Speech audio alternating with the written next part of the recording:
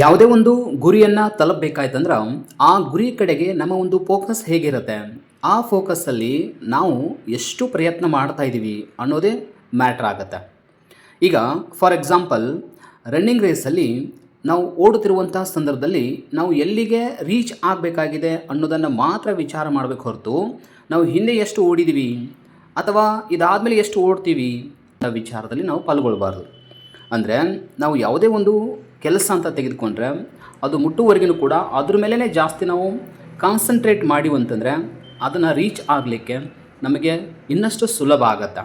ಆ ಒಂದು ನಿಟ್ಟಿನಲ್ಲಿ ಎಕನಾಮಿಕ್ಸಲ್ಲಿ ಕೆಸೆಟ್ ಎಕ್ಸಾಮ್ ಆಗಿರಲಿ ಅಥವಾ ನೆಟ್ ಎಕ್ಸಾಮ್ ಆಗಿರಲಿ ಅದನ್ನು ಕ್ಲಿಯರ್ ಮಾಡಬೇಕಾಯ್ತಂದ್ರೆ ಸ್ವಲ್ಪ ನಾವು ಗಮನಿಸಬೇಕು.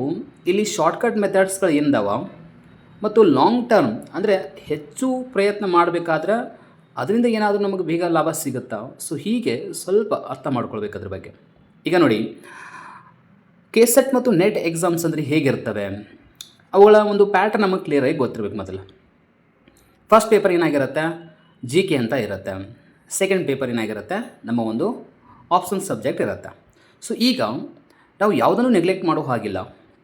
ಕೆಲವು ವಿದ್ಯಾರ್ಥಿಗಳು ಹೆಂಗಿರ್ತಾರೆ ಅಂತಂದರೆ ಫಸ್ಟ್ ಪೇಪರಲ್ಲಿ ಬಹಳ ಚೆನ್ನಾಗಿ ಸ್ಕೋರ್ ಮಾಡ್ತಾ ಇರ್ತಾರೆ, ಆದರೆ ಸೆಕೆಂಡ್ ಪೇಪರ್ ಅಂದರೆ ಅವ್ರಿಗೆ ಆಗ್ತಿರಂಗಿಲ್ಲ. ಇನ್ನೂ ಕೆಲವೊಬ್ಬರು ಸೆಕೆಂಡ್ ಪೇಪರ್ ಮೇಲೆ ಜಾಸ್ತಿ ಕಾನ್ಸಂಟ್ರೇಟ್ ಇರುತ್ತೆ, ಜಾಸ್ತಿ ಸ್ಟಡಿ ಮಾಡ್ತಿರ್ತಾರೆ, ಆದರೆ ಫಸ್ಟ್ ಪೇಪರನ್ನು ನೆಗ್ಲೆಕ್ಟ್ ಮಾಡ್ತಿರ್ತಾರೆ. ಇದು ಮಾಡೋ ಹಾಗಿಲ್ಲ. ನಾವು ರೀಚ್ ಆಗಬೇಕಾಯ್ತಂದ್ರೆ ಎರಡರ ಮೇಲೂ ಕೂಡ ಫೋಕಸ್ ಮಾಡಬೇಕು. ಫಸ್ಟ್ ಪೇಪರಲ್ಲಿ ಜೊತೆಗೇ ನಿಮ್ಮ ಸೆಕೆಂಡ್ ಪೇಪರ್ ಇರಬೇಕು ಅಥವಾ ಸೆಕೆಂಡ್ ಪೇಪರ್ ಜೊತೆಗೂ ಕೂಡ ಫಸ್ಟ್ ಪೇಪರ್ನ ಓದಬೇಕು. ಈ ಒಂದು ಫಸ್ಟ್ ಪಾಯಿಂಟ್ ಏನಾಗಿದೆ, ಇದು ವೆರಿ ಇಂಪಾರ್ಟೆಂಟ್. ನೆಕ್ಸ್ಟು, ನಾವು ಸ್ಟಡಿ ಮಾಡುತ್ತಿರುವಂಥ ಸಂದರ್ಭದಲ್ಲಿ ಇಡೀ ಸಿಲಾಬಸ್ ಎಲ್ಲವನ್ನು ಓದಿಕೊಂಡು ನೆನಪಿಟ್ಟುಕೊಳ್ಳೋದು ಕಷ್ಟಕರವೇ, ಇದು ಪ್ರತಿಯೊಬ್ಬರಿಗೂ ಕೂಡ ಗೊತ್ತಿರುವಂಥದ್ದು. ಆದರೆ ಅದರೊಳಗಡೆ ಇರುವಂತಹ ಕೆಲವೊಂದು ಇಂಪಾರ್ಟೆಂಟ್ ಟಾಪಿಕ್ಸ್ ಅಂತಿರ್ತವೆ. ಆ ಟಾಪಿಕ್ಸ್ ಮೇಲೆ ಈಗಾಗಲೇ ಹೆಚ್ಚು ಪ್ರಶ್ನೆಗಳನ್ನು ಕೇಳಿರ್ತಾರೆ. ಅಂತಹ ಟಾಪಿಕ್ಸ್ಗಳನ್ನು ನಾವು ಕಲೆಕ್ಟ್ ಮಾಡ್ಕೊಳ್ಬೇಕು ಅಥವಾ ಅದ್ರ ಬಗ್ಗೆ ಜಾಸ್ತಿ ಫೋಕಸ್ ಮಾಡಬೇಕು. ಅದು ನಿಮಗೆ ಬೇಗನೆ ಗೊತ್ತಾಗೋದಿಲ್ಲ. ನೀವು ಓಲ್ಡ್ ಕ್ವಶನ್ ಪೇಪರ್ಸನ್ನು ನೋಡ್ಕೊಳ್ಬೇಕು ಅಥವಾ ಇನ್ಯಾವುದೇ ಒಬ್ಬರ ಸಲಹೆಗಳನ್ನ ತೆಗೆದುಕೊಳ್ಬೇಕು ಅಥವಾ ಯಾರಾದರೂ ಅದರೊಳಗಡೆ ಒಳ್ಳೆ ಸ್ಟಡಿ ಮಾಡಿದವರು ಇರ್ತಾರೆ, ಸೊ ಅವ್ರಿಗೆ ಗೊತ್ತಿರುತ್ತೆ. ಸೊ ಯಾವ ಟಾಪಿಕನ್ನು ನಾವು ಸ್ಟಡಿ ಮಾಡಿದರೆ ಬೇಗನೆ ಸ್ಕೋರ್ ಆಗಲಿಕ್ಕೆ ಸಾಧ್ಯ ಇದೆ ಅಂತ ತಿಳ್ಕೊಂಡು ಸೊ ಆ ಒಂದು ಸಲಹೆಗಳನ್ನ ಕೇಳೋದಾಗಿರ್ಬೋದು. ಹೀಗೆ ಮಾಡೋದ್ರಿಂದ ನಿಮಗೆ ಕಡಿಮೆ ಸಮಯದಲ್ಲಿ ಹೆಚ್ಚು ಸ್ಕೋರನ್ನು ಮಾಡಲಿಕ್ಕೆ ಸಹಾಯಕ ಆಗುತ್ತೆ.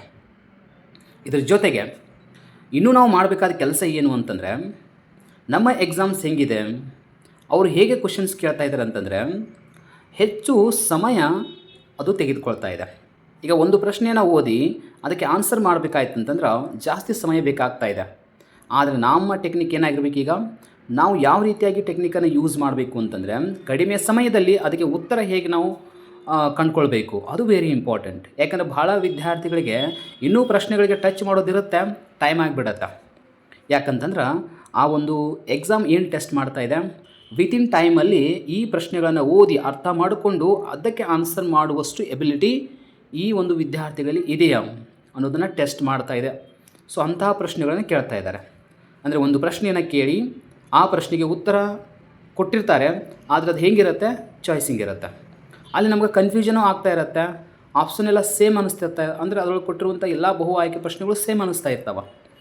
ಇಂತಹ ಸಂದರ್ಭದಲ್ಲಿ ನಾವು ಮಾಡಬೇಕಾದದ್ದು ಏನು ಅಂತಂದರೆ ಆದಷ್ಟು ಕಡಿಮೆ ಸಮಯದಲ್ಲಿ ಅದಕ್ಕೆ ಆನ್ಸರನ್ನು ಕೊಡುವಷ್ಟು ಎಬಿಲಿಟಿಯನ್ನು ಬೆಳೆಸ್ಕೊಳ್ಬೇಕಾಗತ್ತೆ. ಓಕೆ, ಇದೆಲ್ಲ ಯಾವಾಗ ಬರುತ್ತೆ? ಎಸ್, ಸಬ್ಜೆಕ್ಟನ್ನು ಸುಮ್ಮನೆ ಓದಿದರೆ ಬರೋಂಗಿಲ್ಲ. ಭಾಳ ಜನ ಓದ್ತಿರ್ತಾರೆ, 4 ಗಂಟೆ 6 ಗಂಟೆ 10 ಗಂಟೆಗಳ ಕಾಲ ಕೂಡ ಸ್ಟಡಿಯನ್ನು ಮಾಡ್ತಿರ್ತಾರೆ. ಬಟ್ ಸುಮ್ಮನೆ ಓದ್ತಾ ಇರ್ತಾರಲ್ಲ, ಅದರಿಂದ ಏನೂ ಉಪಯೋಗಿಲ್ಲ. ನೀವೊಂದು ಟಾಪಿಕ್ ಅಂತ ತೆಗೆದುಕೊಂಡ್ರೆ ಆ ಟಾಪಿಕ್ ಸಂಬಂಧಪಟ್ಟಂಗೆ ಇನ್ ಡೆಪ್ತಾಗಿ ಹೋಗಲೇಬೇಕು.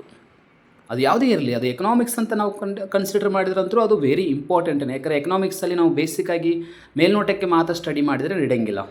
100% ನಾವಿಲ್ಲಿ ಒಂದು ಕಾನ್ಸೆಪ್ಟ್ ಅಂತ ಬಂತಂದರೆ ಅದಕ್ಕೆ ರಿಲೇಟೆಡ್ ಭಾಳ ಇನ್ಫಾರ್ಮೇಷನ್ ಇರುತ್ತೆ. ಹಾಗಾಗಿ ಇನ್ ಡೆಪ್ತ್ ವಿಷಯಗಳನ್ನು ಅರ್ಥ ಮಾಡ್ಕೊಳ್ಬೇಕು.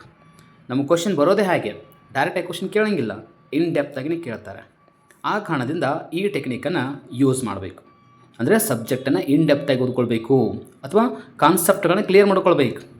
ಮತ್ತು ಇನ್ನೂ ಒಂದು ನಿಮಗೆ ಹೇಳಬೇಕಂದ್ರೆ ಒಂದು ಟೆಕ್ನಿಕ್ ಏನು ಅಂದರೆ, ಈಗ ಫಾರ್ ಎಕ್ಸಾಂಪಲ್ ಮೈಕ್ರೋ ಎಕನಾಮಿಕ್ಸ್ ಅಂತ ಓದ್ತಾ ಇದ್ದೀರಿ ಅಂತಂದಮೇಲೆ ಮೈಕ್ರೋ ಎಕನಾಮಿಕ್ಸಲ್ಲಿ ನೀವು ಮಾಡಬೇಕಾದ ಕೆಲಸ ಏನು ಅಂತಂದರೆ ಮೈಕ್ರೋ ಎಕನಾಮಿಕ್ಸಲ್ಲಿ ಫಸ್ಟ್ ಇರುವಂತಹ ಕೆಲವೊಂದು ಚಾಪ್ಟರ್ಸ್ಗಳನ್ನು ಭಾಳ ಡೆಪ್ತಾಗಿ ಸ್ಟಡಿ ಮಾಡಿದ್ರೆ ಅಂತಂದರೆ ಅದೇ ನೆಕ್ಸ್ಟ್ ಏನಾಗುತ್ತೆ, ಮುಂದಿನ ಎಲ್ಲ ಟಾಪಿಕ್ಗಳಿಗೆ ಲಿಂಕ್ ಇರುತ್ತೆ.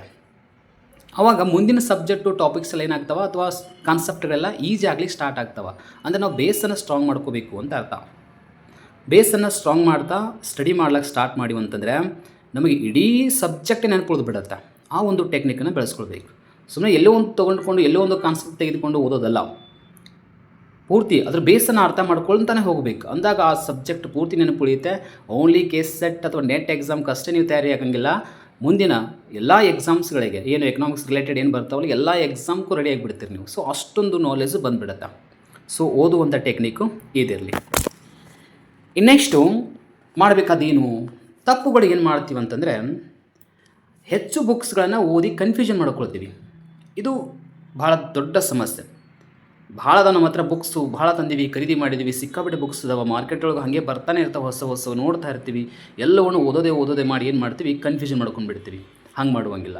ನಿಮಗೆ ಕ್ಲಾರಿಫಿಕೇಷನ್ ಸಿಗಬೇಕಂತಂದರೆ 1, 2 ಅಥವಾ 3 ಬುಕ್ಸ್ಗಳನ್ನು ಓದ್ಕೊಂಡ್ರೆ ಸಾಕು. ಅದಕ್ಕಿಂತ ಹೆಚ್ಚಿಗೆ ಭಾಳ ಬುಕ್ಸ್ಗಳನ್ನ ನೋಡೋ ಹಾಗಿಲ್ಲ. ಅತಿಯಾಗಿ ಬುಕ್ಸ್ಗಳನ್ನ ಬೇರೆ ನೋಡ್ತಾ ಹೋದರೆ ಕನ್ಫ್ಯೂಷನ್ ಆಗ್ತಾ ಇರುತ್ತೆ. ಸೊ ಹಂಗೆ ಮಾಡೋಕ್ಕೆ ಹೋಗಬಾರ್ದು. ಸೊ ಇರುವಂಥ ಬುಕ್ಸ್ಗಳಲ್ಲಿರುವಂಥ ಮ್ಯಾಟ್ರು ನೆಕ್ಸ್ಟು ಒಂದು 2-3 ಬುಕ್ಸ್ಗಳನ್ನು ಓದಿದರೆ ಸಾಕು ಒಂದು ಸಬ್ಜೆಕ್ಟ್ಗೆ. ಅಷ್ಟರೊಳಗೆ ನಿಮಗೆ ಕಾನ್ಸೆಪ್ಟ್ ಕ್ಲಿಯರ್ ಆಗಿಬಿಡುತ್ತೆ. ಎಸ್ ಎಕ್ಸಾಕ್ಟ್ಲಿ ಹಿಂಗೆ ಇದೆ ಅಂತೇಳಿ.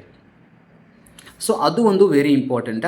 ಮತ್ತು ಟೈಮ್ ಎಲ್ಲಿ ಸ್ಪೆಂಡ್ ಆಗ್ತಾಯಿದೆ, ಸೊ ಅದನ್ನು ಕವರ್ ಮಾಡ್ಕೋಬೇಕು.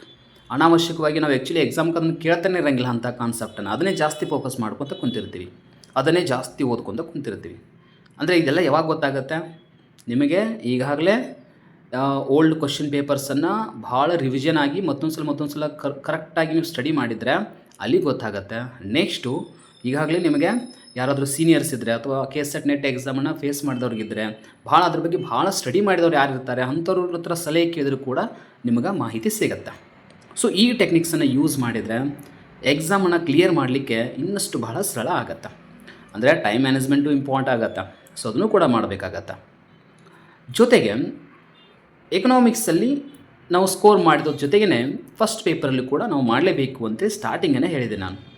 ಫಸ್ಟ್ ಪೇಪರಲ್ಲಿ ಏನು ಮಾಡಬೇಕು, ಫಸ್ಟ್ ಪೇಪರಲ್ಲಿ important for example teaching aptitude ಅಂತಿರೋದೆ.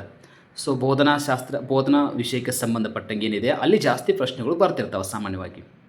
ಅಂಥದ್ದನ್ನು ನೋಡೋದಾಯಿತು. ಅಥವಾ ಎಕನಾಮಿಕ್ಸಲ್ಲಿ ನಾವು ಹೋದರೆ ಸೂಕ್ಷ್ಮ ಅರ್ಥಶಾಸ್ತ್ರ, ಸಮಗ್ರ ಅರ್ಥಶಾಸ್ತ್ರ ಇಂಥವುಗಳನ್ನ ಸ್ವಲ್ಪ ಜಾಸ್ತಿ ಡೆಪ್ತ್ ಸ್ಟಡಿ ಮಾಡಬೇಕಾಗತ್ತೆ. ಕೆಲವೊಮ್ಮೆ ಏನಾಗುತ್ತೆ ಅಂದರೆ ನಾವು ಸ್ಟಡಿ ಮಾಡಿರುವಂಥ ಕಾನ್ಸೆಪ್ಟ್ ಮೇಲೆ ಕ್ವಶನ್ ಕೇಳಿರ್ತಾರೆ, ಅದು ನಮಗೆ ಗೊತ್ತಾಗಂಗಿಲ್ಲ, ಹಾಗಿರ್ತಾವೆ ಕ್ವಶನ್ಸ್ಗಳು. ಸೊ ಹಾಗಾಗಿ ನಾವು ಹೆಂಗೆ ಸ್ಟಡಿ ಮಾಡ್ತೀವಿ ಅನ್ನೋದೇ ವೆರಿ ಇಂಪಾರ್ಟೆಂಟ್ ಇದೆ. ಸೊ ಇವೆಲ್ಲ ಯಾಕಿದ್ರೆಲ್ಲ ನಾನು ಬೇಸಿಗೆ ಹೇಳತ್ತೀನಿ ಅಂತಂದರೆ, ನಾನು ಈಗಾಗಲೇ ಕ್ಲಾಸಸ್ಸನ್ನು ಮಾಡುತ್ತಿರುವಂಥ ಸಂದರ್ಭದಲ್ಲಿ ನಾನು ಸ್ಟಡಿ ಮಾಡಿರುವಂತಹ ಎಲ್ಲ ಬುಕ್ಸ್ಗಳನ್ನು ನೋಡಿಕೊಂಡ್ರೆ ಅಥವಾ ನನಗೆ ಇರುವಂತಹ ಒಂದು ಎಕ್ಸ್ಪೀರಿಯನ್ಸ್ ಮೇಲೆ ನಾನು ಹೇಳಬೇಕೇನು ಅಂತಂದರೆ, ನಾವು ಸ್ಟಡಿ ಮಾಡೋದು ಹೇಗಿರುತ್ತಂದರೆ, ಸುಮ್ಮನೆ ಓದಿದರೆ ಯಾವುದೂ ಕೂಡ ಅದು ನಮಗೆ ನೆನಪು ಉಳಿಯಂಗಿಲ್ಲ. ಭಾಳ ಜನ ಹೇಳ್ತಿರ್ತಾರೆ ನಾವು ಓದಿದ್ದು ನೆನಪು ಉಳಿಯಂಗಿಲ್ಲ ಅಂತೇಳಿ. ಯಾಕೆ ಉಳಿಯಂಗಿಲ್ಲ ಅಂತಂದರೆ ಇನ್ ಡೆಪ್ತಾಗಿ ಸ್ಟಡಿ ಮಾಡೋಂಗಿಲ್ಲ. ಆಮೇಲೆ ಪುನರಾವರ್ತನೆ ಮಾಡೋದು ಅಥವಾ ಪುನರ್ಮನನ ಮಾಡಿಕೊಳ್ಳೋದು ವೆರಿ ಇಂಪಾರ್ಟೆಂಟ್. ಇದು ಕೂಡ ಭಾಳ ಜನ ಮಾಡೋಂಗಿಲ್ಲ.